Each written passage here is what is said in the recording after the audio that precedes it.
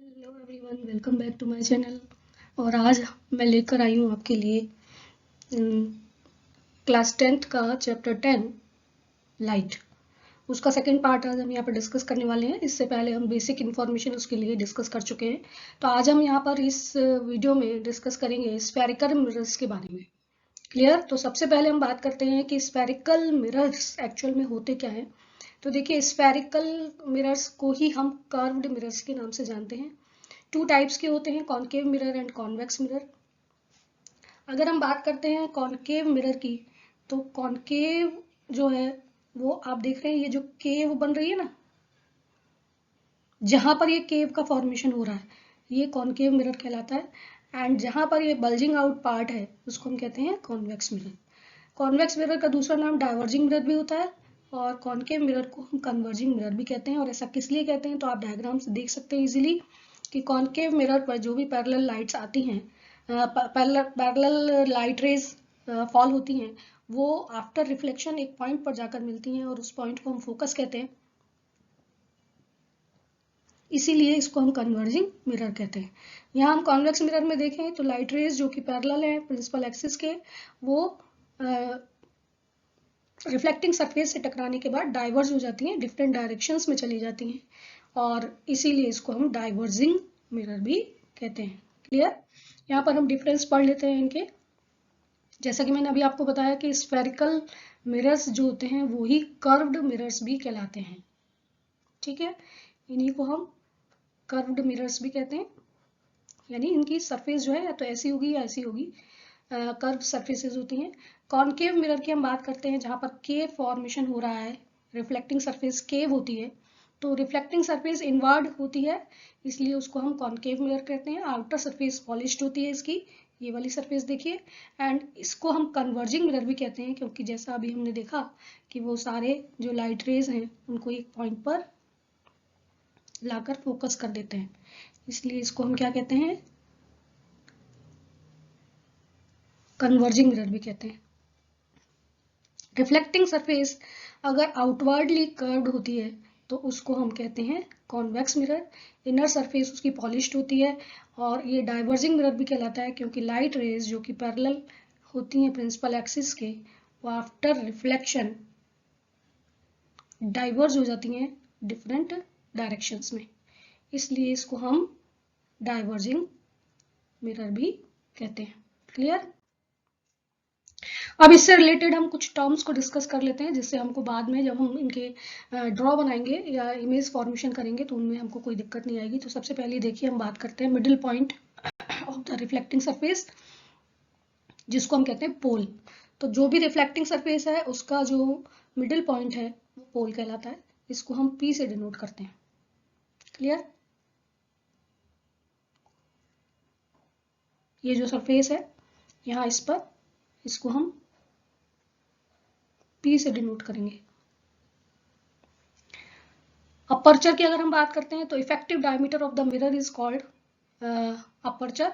यहाँ पर अगर हम बात करें x एंड y, तो ये जो इसका इफेक्टिव डायमीटर है इसको हम अपर्चर कहते हैं। यहाँ इस मिरर में अगर हम देखें तो x and y, this portion, ये जो पोर्शन है इसका, ये अपर्चर कहलाता है। प्रिंसिपल एक्सिस एक ऐसी इमेजिनरी लाइन होती है जो कि पोल और सेंटर ऑफ कर्वेचर को ज्वाइन करती है, यानी कि एक इमेजिनरी लाइन जो कि हॉरिजॉन्टल लाइन होती है और उसके पोल से होके निकलती है, सेंटर ऑफ कर्वेचर को ज्वाइन करती हुई, उस रे को हम क्या कहते हैं, प्रिंसिपल एक्सिस कहते हैं। क्लियर? नेक्स्ट जो टर्म है बच्चों वो कहलाती है सेंटर ऑफ कर्वेचर। तो सेंटर ऑफ कर्वेचर का मतलब है कि जिस भी हॉलो स्फीयर ग्लास का ये मिरर एक पार्ट है, उसका सेंटर क्या कहलाएगा, सेंटर ऑफ कर्वेचर। यानी कोई भी अगर स्फीयर है तो उसका एक सेंटर पॉइंट तो होगा ही, और क्योंकि ये किसी भी एक हॉलो स्फीयर का पार्ट होते हैं, तो मान लीजिए यहाँ से इसको हम कट ऑफ करते हैं तो this point is called centre of curvature.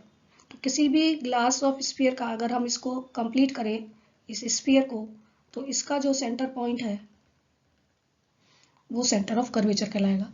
Radius of curvature, the distance between pole and centre of curvature, यहाँ से और यहाँ तक की जो डिस्टेंस होती है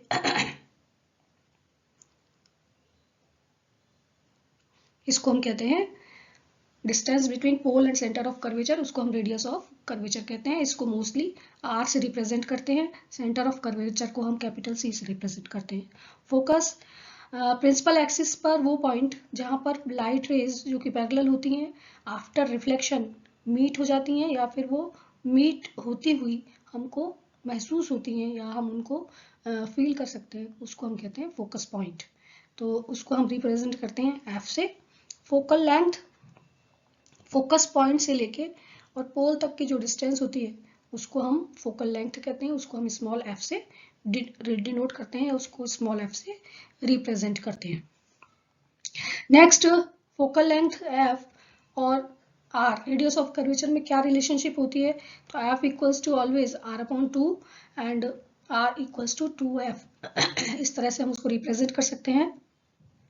now we come to the next point, rules for making ray diagram. Ray diagram बनाने के लिए जो भी इमेज फॉर्मेशन होती है उसके लिए रे डायग्राम्स बनाए जाते हैं, और इमेज कहाँ पर फॉर्म होगी ये रे डायग्राम ये शो करता है।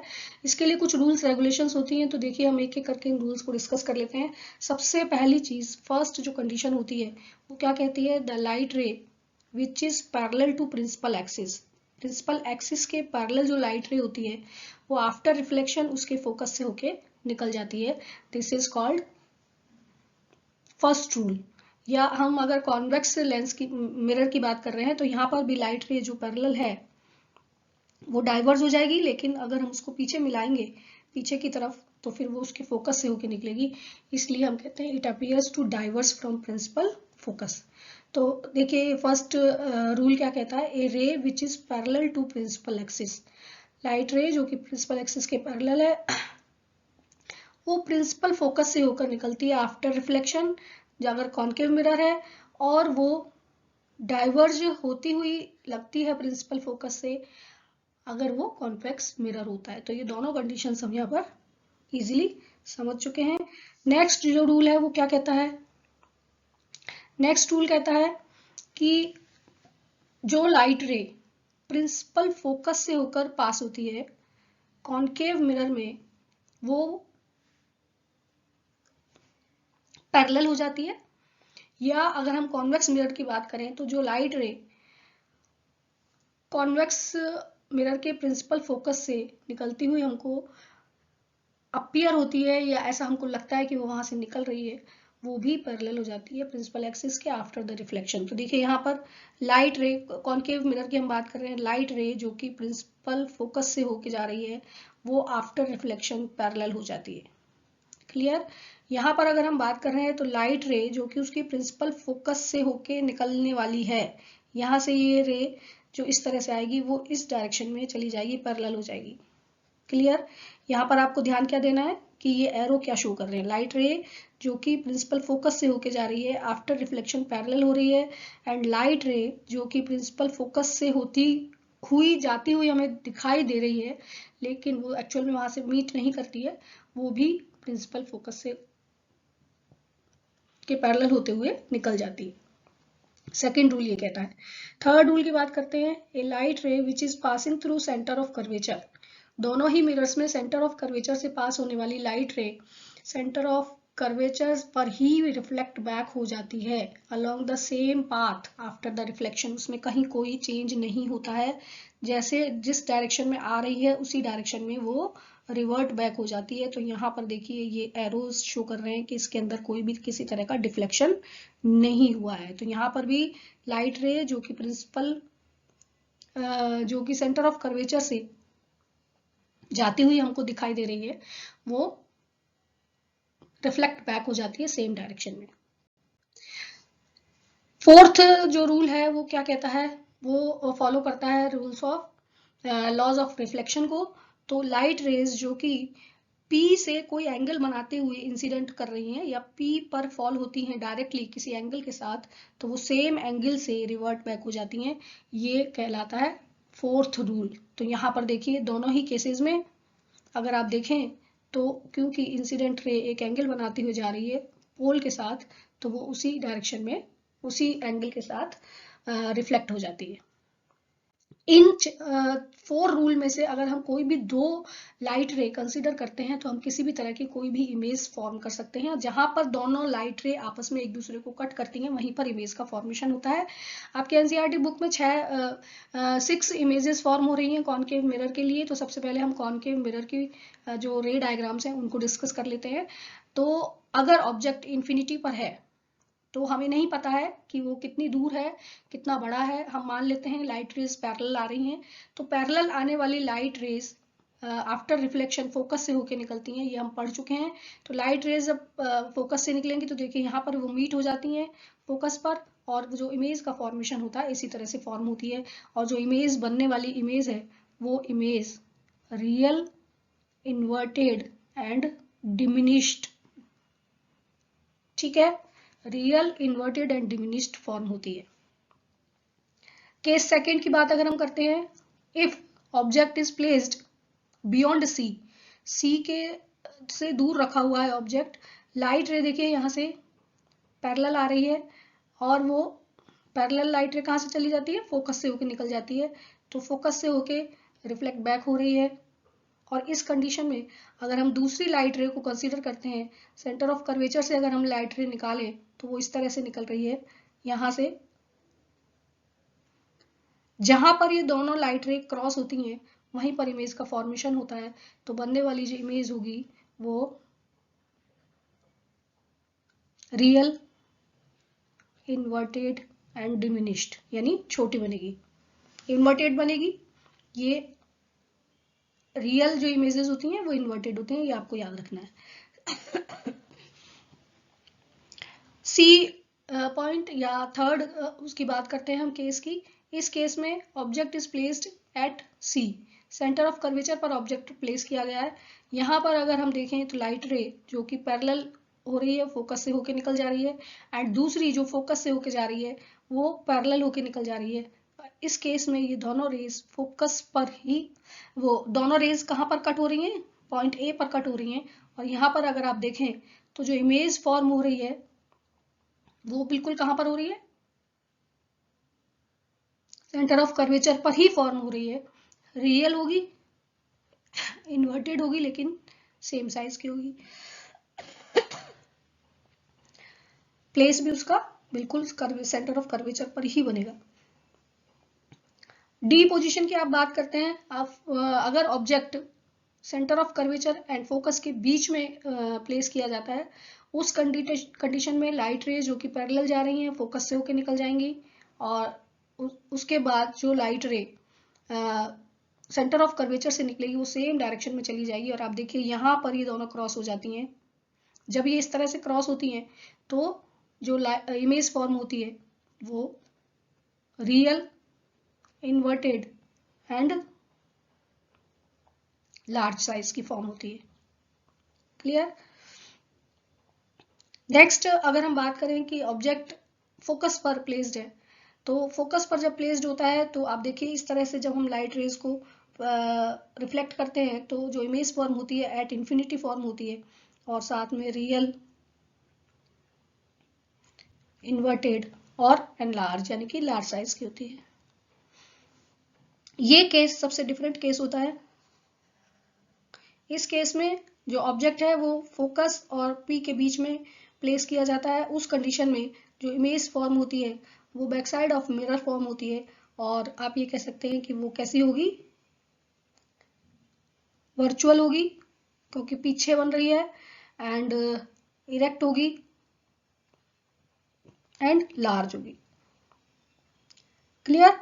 तो इस तरह से आप इनकी पोजीशन, साइज और नेचर बता सकते हैं, और बहुत टफ नहीं है। आप इनको अगर प्रैक्टिस करेंगे तो बहुत जल्दी से ये कंप्लीट हो जाएंगे। यहाँ पर image formation by convex mirror, इसमें आपको 2 ही कंडीशन दी गई है। किसी भी कंडीशन में रखिए, आप किसी भी पोजीशन पर रखिए, इमेज जो होगी वो हमेशा कहाँ बनेगी, एफ और पी के बीच में ही फॉर्म होगी। तो यहाँ पर देखिए एट इन्फिनिटी जब ऑब्जेक्ट है तो हमें नहीं पता कहाँ पर है, वहां से पैरेलल रेज आ रही हैं और क्योंकि वो डाइवर्ज हो रही हैं तो बैक साइड में जाने पर वो एफ पर जाके मिलती हैं। इस कंडीशन में जो ऑब्जेक्ट पर जो इमेज फॉर्म हो रही है वो कैसी होगी, वर्चुअल होगी, इरेक्ट होगी एंड डिमिनिश्ड होगी। यहां पर अगर आप देखें ऑब्जेक्ट को कहीं भी प्लेस कर दिया है, anywhere in front of mirror, कहीं पर भी आप अगर प्लेस करें, यहाँ प्लेस करें, यहाँ प्लेस करें, यहाँ प्लेस करें, कहीं पर भी अगर प्लेस करते हैं तो उसके बाद जो इमेज फॉर्म हो रही है वो हमेशा कहाँ पर फॉर्म होगी, एफ और पी के बीच में फॉर्म होगी, और वर्चुअल होगी, इरेक्ट होगी, एंड डिमिनिश्ड, वेरी डिमिनिश्ड, बहुत छोटी साइज की होगी। क्लियर? इसीलिए इसको हम किस में यूज करते हैं, रियर व्यू मिरर के रूप में यूज करते हैं। मिरर फॉर्मूला की आप बात करिए तो मिरर फॉर्मूला में को आप दूसरी तरह से देखें तो कई बार आपको पूछ लिया जाता है focal length of mirror image and object, इन तीनों के बीच में रिलेशनशिप क्या है, इसको लिखिए। तब भी आपको ये फॉर्मूला लिखना है। तो 1/f equals to 1/v plus 1/u, ये आपको याद रखना है कि इसमें प्लस साइन आता है, और लेंस के केस में यहाँ पर साइन चेंज हो जाता है, माइनस साइन आता है। तो मिरर फॉर्मूला में, लेंस फॉर्मूला में बहुत सारे बच्चे ये एक माइनर मिस्टेक करते हैं जिसमें प्लस और माइनस का झोल हो जाता है। तो आप उसको ना करें, इसको लर्न करिए। 1/f equals to 1/v plus 1/u।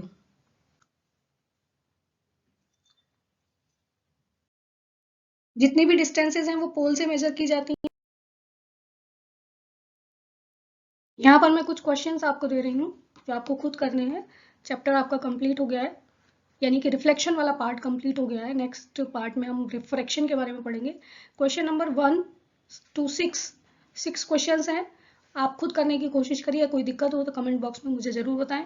तो यहाँ पर देखिए फर्स्ट क्वेश्चन की हम बात कर लेते हैं।